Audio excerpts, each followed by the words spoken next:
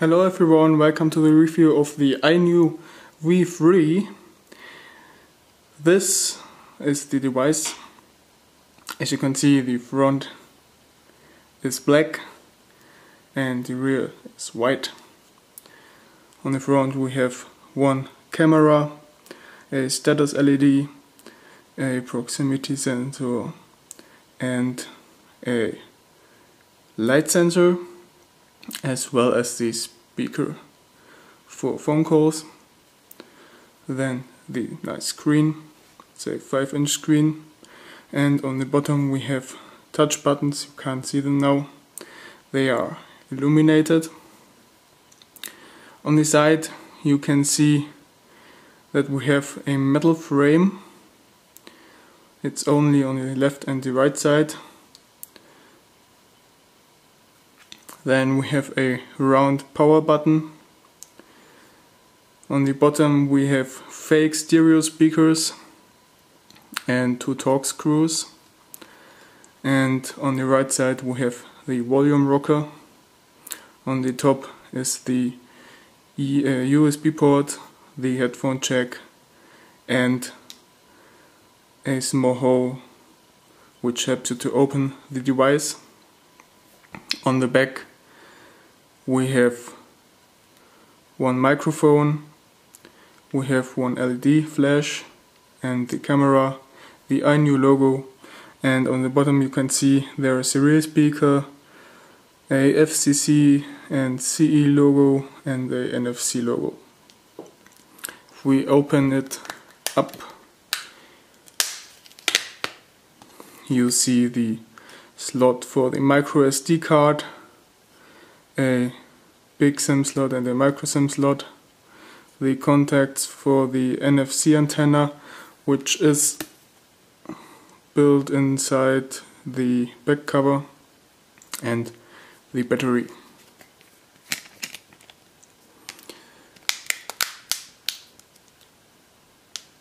As you can see, the phone is pretty thin, but not as thin as the manufacturer claims. The manufacturer says it's 6.5 millimeters, and most of the suppliers tell that as well, but that's not true. It's around 7.9 millimeters and over 9 millimeters together with the camera. So that's actually a lie that's being told. Okay, let's power it on. And I'll first show you the soft buttons. We have a menu button, a nice home button which is blue, and we have a back button. And here you can see the display. It's pretty nice. It has great brightness, great colors, great sharpness. If you go very close you can see pixels, but you don't see them during normal use, so that's pretty good. And the viewing angles are also good. You only notice that the brightness is going down, but you still can see the content of the display. And let me just show you a wallpaper that shows pretty good how great the colors of the screen are. Here you can see it's really fun to use this. So for this price class it's pretty good. Performance is also not bad. We have a MT6582 processor in there, and it reached 7055 points in the Antutu benchmark. As always, let's have a look at the detailed specs. The screen has a resolution of 1280 by 720 pixels. The camera has a resolution of 18.2 megapixels. And we have 1 GB of RAM, an internal storage of 16 GB, of which 13 are usable. The screen has 320 dpi pixel density. The front camera has 8 megapixel, and we have a direction sensor, a G sensor, a proximity sensor, a light sensor, a compass, a distance sensor, a gyro sensor, a linear acceleration sensor and a rotation vector sensor, so pretty much everything important is in there. That's pretty good. In the Antutu 3D rating benchmark, this device has reached 1970 points, and in the 3D Mark benchmark it reached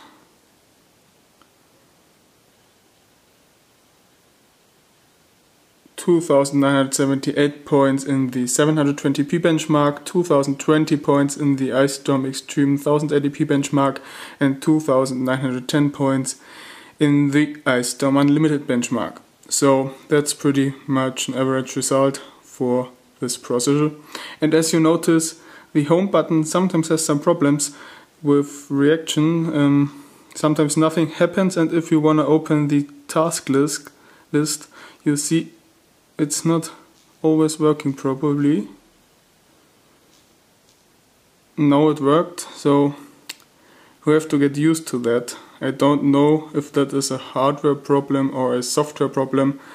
I think it's a software problem, but well, you get used to it, so it doesn't bother much anymore after some time of usage. Then what I want to tell you right now is that this thing has actually a bit more problems than just the home button and the bigger size than it is claimed by the manufacturer. It also says that it has NFC, and you would believe that if you see the antenna and everything, but actually it does not work.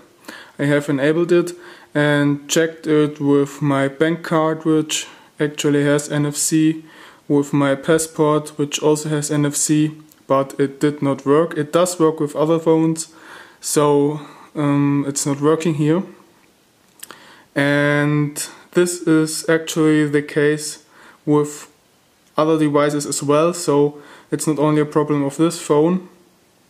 I think the hardware is in there, but the software does not support it, and it has probably something to do with the device being from the first batch, because it also claims that it supports OTG, but that's also not the case for the first batch, and that was officially confirmed from the manufacturer.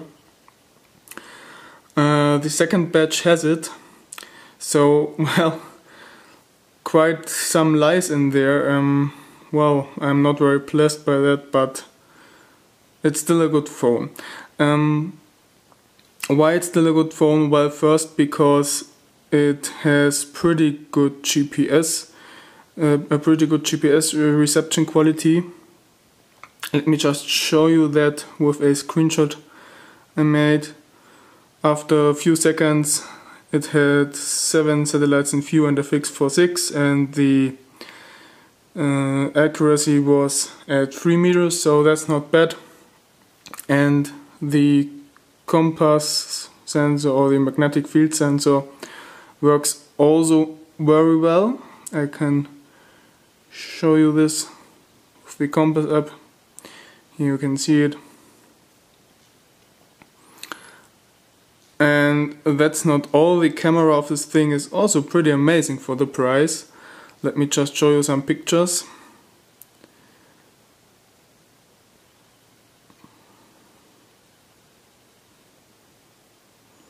So here you can see a close shot of our Christmas tree. As you can see, nice colors, great details, great sharpness. This was taken with the LED flash, by the way, as well as this picture. It has also been taken with the LED flash, and you see we have good colors, good brightness, lots of details here. And also outdoor it takes very good pictures. Here you can see it. Also, if you have direct light in front of the camera, pictures still are pretty good. They tend to be foggy on some other Chinese phones. That's not the case here. And also does quite good HDR recordings. Unfortunately, this is a bit shaky, but as you can see, it has some great colors in here, so it's not bad. In bad lighting conditions, it tends to generate some noisy images, but it's actually not as bad as in other phones. You can see that here light was pretty bad, but pictures are still quite good. Here you can see some noise, but nothing really bad. So camera is really good. I like it. And also the overall system performance is great. As you can see, everything is working fluently. And also if you open up a bigger side,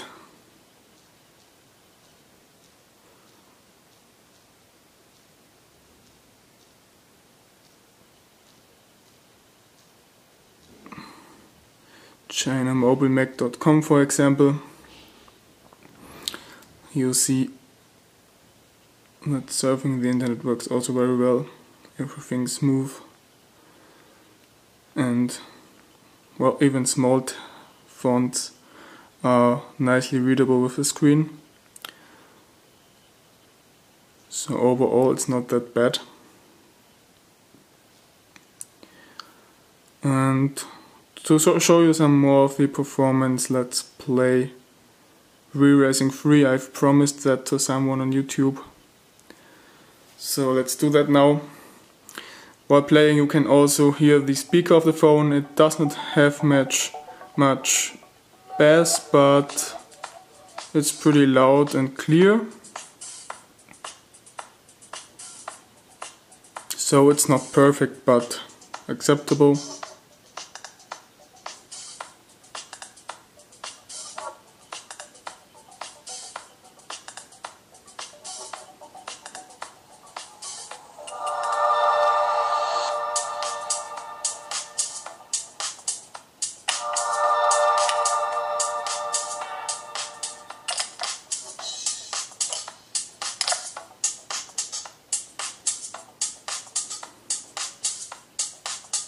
Let's just start a quick race.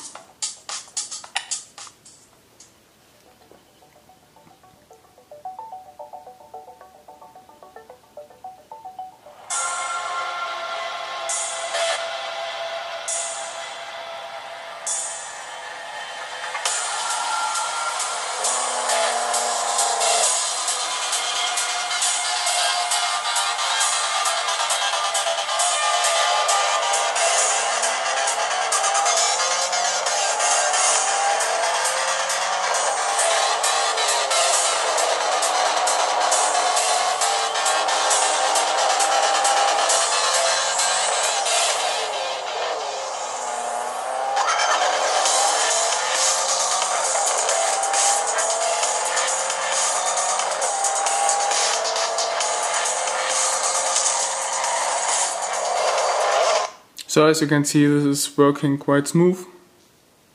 It's really nice to play. Reception quality of Wi-Fi is average, as well as reception quality for GSM and 3G. If I go one floor below the router, it goes noticeably down. But it's still usable just in some rooms that are very far away from the router. I have issues serving the web, and well, so not an exceptional good Wi-Fi performance, but acceptable. And 3G is not working in the house, but that's the case here with most phones. Outside it works without problems, so really nice. Battery lifetime is around 1 day with normal use. You can get over a day if you only use it for some phone calls, but well, in this case you wouldn't need a smartphone, so if you use it normally you will be able to use it for 1 day, and then you will need to plug in the charger. That's not an outstanding battery lifetime, but it's acceptable, especially for the size of the battery it has. Let me just open it up to show you. It has 1830 milliamps, so it doesn't seem to need much power, so that's pretty good. Well, all in all, if you need NFC, if you need OTG, and if it bothers you that it does not have a thickness of 6.5 millimeters but around 8 millimeters. I mean, if it does bother you, you shouldn't buy this phone, because NFC doesn't always seem to work, OTG as well, and well, it's thicker. But if you don't need all that stuff, if you only need good GPS, average Wi-Fi, average GSM 3G reception, if you need average battery lifetime, and if you need a phone for a low price that offers you a great camera, and if you care about the design of a smartphone, this is something for you. But if you actually don't care much about design, there are actually smartphones out there that are cheaper and have good GPS and reception quality, good screen and good camera for a lower price. One example is the Xiaokai X9. So, well, you have to decide if you want to buy it. I for myself would not buy it because there are cheaper alternatives. I don't care much about design, I care about usability, so you have to decide that. Well, I hope I was able to help you a bit with this video, and it's easier for you now to make a decision about buying this phone or not. Yeah, I hope I will see you next time with the new videos, and wish you a nice evening.